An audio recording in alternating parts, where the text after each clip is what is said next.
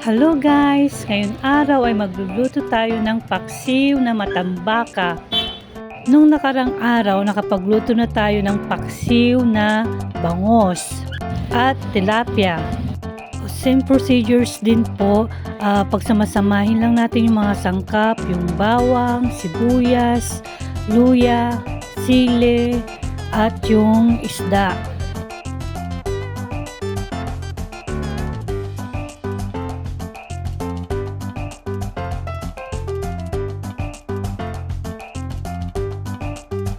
Pagkatapos mailagay lahat ng isda, budburan natin ng asin, paminta, at yung magic sarap.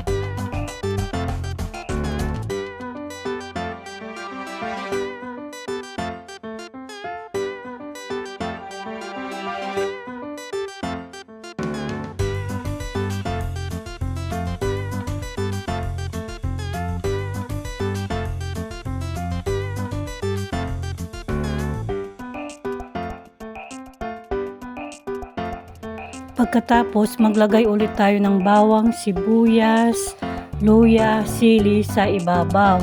At isunod natin lagyan ng suka.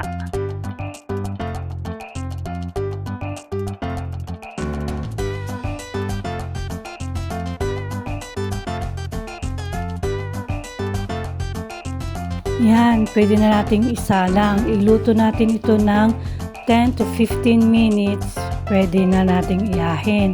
Tapos, nasa sa inyo kung gusto nyo din siyang lagyan ng gulay. Pwede nyong lagyan ng talong, ampalaya o kaya okra.